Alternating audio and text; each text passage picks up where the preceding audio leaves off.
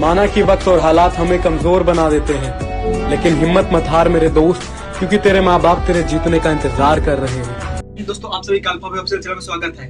Next class में आप सभी का नीति निर्देशक सकता तो बहुत डिटेल से बता दिए थे। आज की क्लास में देखिए क्या चीज, भाग 5 है 52 से लेकर अनुच्छेद 151 तक। ठीक है, तो जानते हैं भाग 5 में क्या पढ़ना है। भाग 5 में राष्ट्रपति का पूरा विवरण पढ़ना है। राष्ट्रपति, उपराष्ट्रपति, प्रधानमंत्री और फिर क्या प्रधानमंत्री, मंत्रिमंडल और महान न्यायवादी के बारे में पढ़ना है। 5 टोके 5 सेक्टर में पढ़ना है। राष्ट्रपति, उपराष्ट्रपति, प्रधानमंत्री और मंत्रिमंडल और महान न्यायवादी। 52 से काम है, 5 के पूरा विवरण में पढ़ना है। ठीक है, तो देखते हैं। चलिए आज पूरा डिटेल से राष्ट्रपति को समाप्त करते हैं। जो अनुच्छेद कितना से कितना है, अनुच्छेद 51 से लेके 61 तक पूरा समाप्त करते हैं। तो चलिए राष्ट्रपति देखते हैं। चलिए अनुच्छेद 52 में क्या हो जाते हैं। अनुच्छेद 52 कहता है दोस्त, भारत में एक ही राष्ट्रपति होगा, 2 नहीं, अनेक नहीं, भारत में एक ही राष्ट्रपति होगा। ठीक है, जो अनुच्छेद आर्टिकल 52 कहता है। ठीक है, अब जानते हैं अनुच्छेद 53। अनुच्छेद 53 क्या कहता है दोस्त, अनुच्छेद 53 कहता है संघ कार्यपालिका की शक्ति राष्ट्रपति के पास होगा। संघ कार्यपालिका की शक्ति राष्ट्रपति के पास होगा और सभी सेना के प्रमुख होगा, माने कि सभी सेना का प्रमुख होगा। अब जानते हैं कार्यपालिका क्या होता है, संघ कार्यपालिका क्या होता है, इसके बारे में जानते हैं। संघ कार्यपालिका जानते हो तो कहता है जैसे में पुलिस, जितना पुलिस जैसे में एसपी, डीएम वगैरह जितना पुलिसकर्मी है, तो सभी की शक्ति राष्ट्रपति के पास होता है। यहाँ तक कि मुख्य न्यायाधीश को भी, उच्चतम न्यायालय के मुख्य न्यायाधीश की शक्ति भी राष्ट्रपति के पास होता है। राष्ट्रपति के बाद मुख्य न्यायालय के न्यायाधीश भी मानता है, उच्चतम न्यायालय के मुख्य न्यायाधीश भी राष्ट्रपति के बात मानता है। यानी कि वो मुख्य न्यायाधीश उसको सलाह दे सकता है, राष्ट्रपति को सलाह दे सकता है कि आप ऐसे करिए, लेकिन बात उसको मानने के ऊपर है। राष्ट्रपति चाहे तो मान भी सकता है मुख्य न्यायाधीश के बाद, या तो अपना उसका मान्य नहीं भी मान सकता है। ठीक है, तो सिर्फ उच्चतम न्यायालय के मुख्य न्यायाधीश राष्ट्रपति को सलाह दे सकता है, लेकिन वो बात उनको ऊपर डिपेंड है। राष्ट्रपति अगर मानता है तो ठीक है, नहीं मानता है तो वो भी ठीक है। ठीक है, तो अनुच्छेद 53 समझ के, और सभी थल सेना, नौसेना, वायुसेना के सभी का प्रमुख कौन होता है, तो राष्ट्रपति। ठीक है, संघ कार्यपालिका और वायुसेना, थल सेना सभी का प्रमुख कौन होता है, तो राष्ट्रपति होता है। ठीक है, अब जानते हैं अनुच्छेद 54। ठीक है, तो सही स्क्रीनशॉट करके चलिएगा दोस्तों। ठीक है, अनुच्छेद 54 देखते हैं। अनुच्छेद 54 देखते हैं। राष्ट्रपति का चुनाव निर्वाचन मंडल के द्वारा होता है, जो अनुच्छेद 54 कहता है। अनुच्छेद 54 क्या कहता है दोस्त, तो राष्ट्रपति का चुनाव निर्वाचन मंडल द्वारा होता है। ठीक है, निर्वाचन मंडल में अर्थात तीन विधों को शामिल किया गया। निर्वाचन मंडल अर्थात लोकसभा, राज्यसभा और विधानसभा को। विधान पार्षद को शामिल नहीं किया गया दोस्त, लेकिन किसको, लोकसभा, राज्यसभा और विधानसभा को। जो पूरा ऐसे निर्वाचन मंडल के सभी सदस्य राष्ट्रपति को वोट देंगे, जो इसके बारे में 54 में दिया गया। अनुच्छेद 54 कहता है कि राष्ट्रपति को चुनने के लिए क्या करना होगा, मतलब कौन वोट देगा, तो जनता को नहीं पता है। राष्ट्रपति का चुनाव आपका क्या सुनिश्चित होता है, जो जनता के द्वारा चुन के गया है, जो जनता चुना है। ठीक है, जैसे में जनता विधायक को चुना है, सांसद को चुना है, तो वही वोट देंगे जो जनता के द्वारा चुन के गया है। जो उनको हेड है, जनता के हेड कौन है, जैसे में विधायक हो गया, सांसद हो गया, सीएम हो गया, ये सब उनको वोट देंगे राष्ट्रपति को। ठीक है, अब जानते हैं जैसे में कुछ बना, विधान परिषद के सांसद लोकसभा के सभी भाग लेंगे, राज्यसभा के, विधानसभा के सभी सदस्य राष्ट्रपति को चुनाव करने के लिए भाग लेंगे, जो अनुच्छेद 54 कहता है। और लेकिन इसमें भी एक थोड़ा डाउट है क्या, तो विधान परिषद के सदस्य भाग नहीं लेंगे वोट देने के लिए, विधान परिषद का भाग नहीं लेंगे। जो ठीक है, जो विधानसभा विधान परिषद में बहुत अंतर है, जो अगले क्लास देखते रहिएगा, वो बताते जाएंगे पूरे डिटेल में इसके बारे में। एकदम पूरा क्लास विधान परिषद और विधानसभा का पूरा अंतर स्पष्ट के लिए पूरा क्लास एक ही लेकर आएंगे। ठीक है, अब जानते हैं क्या, इसमें सीएम अगर विधान परिषद का है, अगर सीएम भी विधान परिषद से चुना गया है, सीएम यानी विधान परिषद से चुना गया है, वो भाग नहीं लेंगे, मैंने वोट नहीं दे सकते हैं। जो सीएम जो विधान परिषद चुना गया वोट नहीं ले सकते। विधान परिषद जानते हो कहाँ होता है, जैसे बताया थोड़ा सा इसके बारे में बता देते हैं। जैसे में भारत के जो 6 राज्य में विधान परिषद है, वहाँ के सदस्य भाग नहीं लेंगे। जैसे में जम्मू कश्मीर ये सब वगैरह वगैरह हो गया,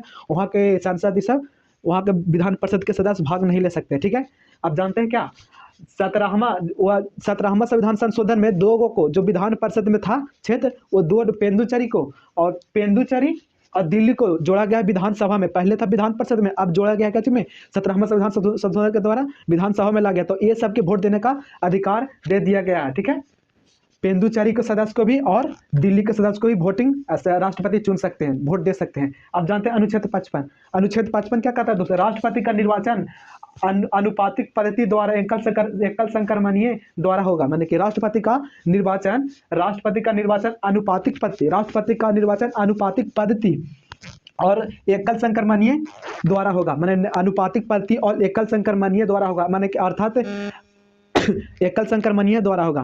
ठीक है। और कहता है यह गुप्त मतदान होता है, राष्ट्रपति का चुनाव माने गुप्त मतदान होता है। अब जानते हैं क्या एकल संक्रमणीय पद्धति, एकल संक्रमणीय पद्धति है क्या? जैसे में एकल संक्रमणीय पद्धति का मतलब अर्थात कहते हैं जैसे में हो गया, जैसे में 4 गो सदस्य माने 5 आदमी या 4 आदमी भाग लिए, बहुत ही खड़ा हुए 4 गो, यानी 1 2 3 4, माने ABCD 4 आदमी भाग लिए, जिसमें ABCD कोई आदमी है, ये सब राष्ट्रपति के लिए खड़ा हुए। ठीक है।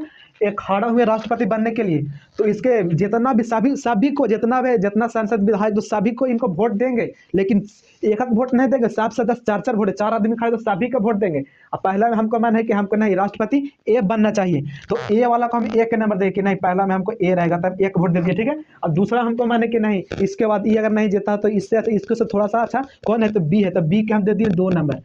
अब फिर आप इससे भी थोड़ा सा कम है, तीसरा नंबर इसको देते हैं, तो 3 पर ही हो गया, सी 4 पर ही, ऐसे करके वोटिंग दिया जाता है। ठीक है। तो एकल संक्रमणीय पद्धति समझ गए होंगे कि हमको पहले फर्स्ट में सबसे फर्स्ट चॉइस कौन है, ए हमको राष्ट्रपति बने तो बहुत अच्छा है, और ये नहीं बनता तो हमको बी बन जाता वो अच्छा है, और बी नहीं बनता तो सी में चौथा, मैंने सभी को 4 वोट देना होता है, और इसमें फिर नंबर जुड़ता है। ठीक है।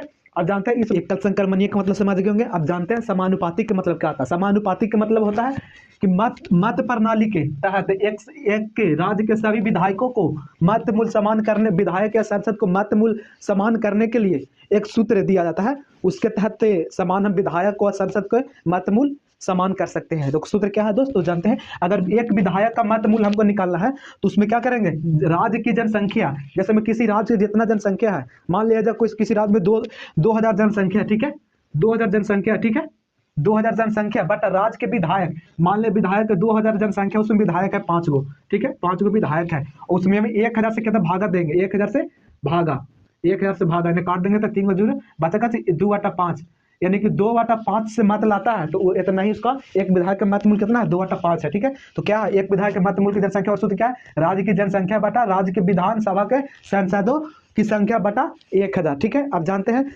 एक सांसद के मत मूल क्या है, तो एक सांसद के मतलब सभी विधायकों के मत मूल, माने जितना विधायक का मत मूल आया है उसका मत मूल बटा संसद के निर्वाचित सदस्यों की संख्या, जितना संसद में निर्वाचित सदस्य हैं उसका टोटल संख्या बटा विधायक के मत मूल। ठीक है। अगर पहले विधायक के मत मूल निकाल लेंगे, ठीक है, टोटल, और उसके बाटा फिर कैसे कर देंगे, संसद का निर्वाचित सदस्यों की संख्या, ठीक है, उसे भागा दे देंगे तो संसद का मत मूल निकल जाएगा। ठीक है। अगर कोई राष्ट्रपति 1/6 मत लाता है तो उसको जमानत जब्त कर लिया जाएगा, माने कि यदि कोई वैध मतों का 1/6 मत लाता है तो उसको जमानत जब्त कर लिया जाएगा। ठीक है। अच्छा समझ गए, अगर कोई वैध मतों का 1/6 मत लाता है तो उसको जमानत जब्त कर लिया जाएगा। अब अनुच्छेद 56 देखते हैं। अनुच्छेद 56 क्या कहता है दोस्त, राष्ट्रपति का कार्यकाल अवधि। अनुच्छेद 56 का क्या कहता है, राष्ट्रपाल के कार्यकाल की अवधि। राष्ट्रपति की कार्यकाल कितना होता है दोस्त, तो 5 वर्ष का होता है। कितना होता है दोस्त, तो 5 बार। तो ये कितना अनुच्छेद में दिया गया है, 56 में। अनुच्छेद 56 में क्या है, राष्ट्रपति के कार्यकाल की अवधि। राष्ट्रपति के कार्यकाल की अवधि कितना में दिया गया दोस्त, तो अनुच्छेद 56 में इसके राष्ट्रपति कार्यकाल की अवधि के विवरण किया गया है। ठीक है। अब फिर जानते हैं अनुच्छेद 57। अनुच्छेद 57 कहता है भारत में एक ही व्यक्ति द्वारा राष्ट्रपति बन सकता है। अनुच्छेद 57 क्या कहता है दोस्त, भारत में एक ही व्यक्ति द्वारा राष्ट्रपति बन सकता है। ठीक, जो अनुच्छेद क्या कहता है, अनुच्छेद 57। अब तो बन गया अब जानते हैं क्या, अनुच्छेद 58। अनुच्छेद 58 क्या कहता है दोस्त, योग्यता। राष्ट्रपति बनने के लिए योग्यता क्या चाहिए, हम बन सकते हैं योग्यता तो नहीं। राष्ट्रपति बनने के लिए हमको पहले तो भारत की नागरिक रहना चाहिए, ठीक है, भारत के नागरिक है, ठीक है, तो उसके बाद 35 वर्ष आयु होना चाहिए, 35 वर्ष आयु होना चाहिए। फिर उसके बाद क्या है, पागल या दिवालिया ना हो, मैं पागल ना हो या दिवालिया ना हो, वो ना होना चाहिए। तीसरा में लोकसभा का सदस्य बनने की योग्यता हो, मैंने लोकसभा के सदस्य बनने की हमको में योग्यता रहना चाहिए, तब हम राष्ट्रपति बन सकते हैं। द्वारा दोष सिद्ध किया अपराधी ना हो, मैंने तो दोष किसी चीज में मैंने कि अपराधी किसी चीज का उस पर केस वगैरह नहीं चल रहा हो, जिसमें थाना मर्डर केस वगैरह नहीं चल रहा हो, ये अनुच्छेद 58 कहता है। ठीक है। अब बैठा समझ गए, अनुच्छेद 58 क्या है, राष्ट्रपति के लिए बनने के लिए योग्यता क्या, पहला 35 वर्ष होना चाहिए, भारत के नागरिक होना चाहिए, लोकसभा सदस्य बनने के लिए योग्यता होना चाहिए। फिर चौथा क्या है, पागल या दिवालिया ना हो, सीधे दोष सीधे अपराधी ना हो। आप जानते हैं क्या, अनुच्छेद 59। अनुच्छेद 59 क्या कहता है, अनुच्छेद 59 कहता है शर्त।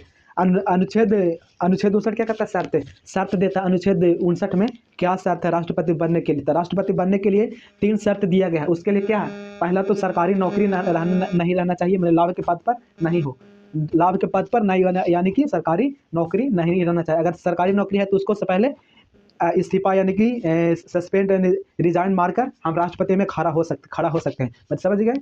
माने कि हमको राष्ट्रपति बनने के लिए पहले हमको सरकारी जॉब को सस्पेंड यानी कि रिजाइन देना होगा, तब हम राष्ट्रपति बन सकते हैं। दूसरा में 50 प्रस्तावक और 50 अनुमोदक, यानी कि 50 विधायक और 50 सांसद हमको फेवर में रहना चाहिए, ठीक है, जो वो रहना चाहिए। तीसरा में कहता है 15,000 जनमत राशि, मतलब राष्ट्रपति बनने के लिए 15,000 रहना चाहिए। 15,000 तो कोई भी जुगाड़ कर लेगा, लेकिन 50 को विधायक और 50 को सांसद, कौन किसको पक्ष में रहेगा? हमको पक्ष तो नहीं रह सकता है। तो वैसे अगर सब चीज ये दोनों तो हो जा सकता है, लाभ के पद पर नहीं है, ठीक है, 15,000 पैसों जुगाड़ कर लेगा, बाकी 50 को विधायक और 50 को सांसदों कहाँ से जुगाड़ करेंगे? अगर एक भी कम होता है तो हम राष्ट्रपति के चुनाव में खड़ा नहीं हो सकते हैं, ठीक है। अच्छा समझ गए होंगे। अब देखते हैं अनुच्छेद 60 और 61, ठीक है। अनुच्छेद 60 देख लेते हैं दोस्त। अनुच्छेद 60 क्या कहता है? राष्ट्रपति का शपथ कौन दिलाएगा? राष्ट्रपति को शपथ के बारे में, राष्ट्रपति को शपथ कौन दिलाएगा दोस्त? तो उच्च न्यायालय के मुख्य न्यायाधीश दिलाते हैं। कौन? उच्च न्यायालय के मुख्य न्यायाधीश दिलाते हैं, जो अनुच्छेद 61 में है। अगर शपथ का है तो कौन? उच्च न्यायालय के मुख्य न्यायाधीश। अगर त्याग पत्र का है तो उपराष्ट्रपति। राष्ट्रपति का त्याग पत्र कौन दिलाते हैं? त्याग किसको दे सकते हैं? तो उपराष्ट्रपति को दे सकते हैं, ठीक है। आशा करते समझ गए होंगे अनुच्छेद 61। अब जानते हैं अनुच्छेद 60 समझ गए। अब जानते हैं अनुच्छेद 61। अनुच्छेद 61 में क्या है दोस्त? महाभियोग। महाभियोग अर्थात कहते हैं राष्ट्रपति को हटाने के लिए महाभियोग को प्रक्रिया लाना होता है, ठीक है, लाया जाता है। अगर हमको राष्ट्रपति को हटाना है, महाभियोग, अनुच्छेद 61 क्या कहता है दोस्त? महाभियोग का प्रक्रिया। महाभियोग अर्थात कहे तो हम राष्ट्रपति हटाने के लिए महाभियोग का प्रक्रिया लाया जाता है, ठीक है। अगर महाभियोग लाने के लिए हमको किसी भी सदन से 1/4 बहुमत को लाना होता है। 1/4 बहुमत अर्थात जैसे में लोकसभा से हमको करने के लिए शुरू करने के लिए क्या चाहिए? 1/4 मत की आवश्यकता होगी। प्रारंभ करने शुरू करने के लिए 1/4 मत, और पारित करने के लिए 2/3 मत की आवश्यकता होगी, ठीक है।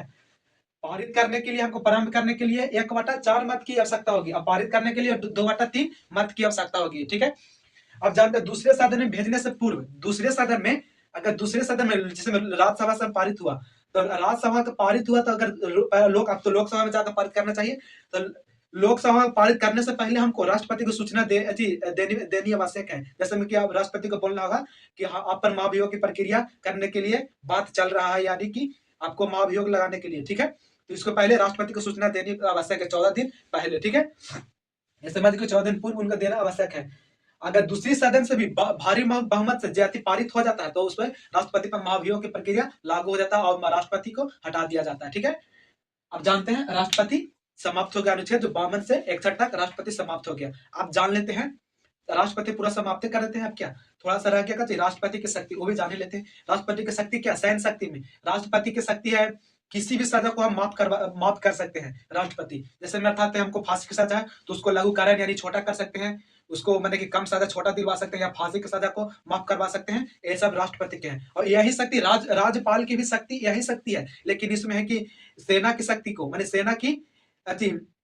सेना की सजा को माफ नहीं करवा सकते हैं राज्यपाल, और फांसी की सजा को माफ नहीं करवा सकते हैं। बाकी सारा काम राज्यपाल भी करवा सकते हैं, ठीक है। अब जान लेते हैं क्या? सैन्य शक्ति। राष्ट्रपति के पास सैन्य शक्ति भी होता है। सैन्य शक्ति अर्थात तीनों सेना के अध्यक्ष माने कि मेन प्रमुख होते हैं राष्ट्रपति, ठीक है, वो समझ गए होंगे। अब जानते हैं राष्ट्रपति के राजनीतिक शक्ति। राष्ट्रपति के राजनीतिक शक्ति अर्थात कहें तो जैसे प्रधानमंत्री या सीएम पीएम कोई भी जाते हैं विदेशी यात्रा करते हैं, तो विदेशी यात्रा करने से पहले हमको राष्ट्रपति से सलाह लेना पड़ेगा कि जी हुजूर हम जा रहे हैं विदेश घूमने, हमको आपसे सलाह दे दीजिए कि हाँ जा रहे हैं, ठीक है। तो उसके पहले राय राष्ट्रपति से लेना होगा, ठीक है। तो आशा करते हैं आप सभी को वीडियो पसंद आया होगा। वीडियो पसंद आया तो लाइक और सब्सक्राइब शेयर करना नहीं भूलिएगा, और अपने दोस्तों को पास शेयर कर दीजिए, ठीक है। तो आज के लिए जय हिंद, मिलते हैं नेक्स्ट क्लास में, तो बाय।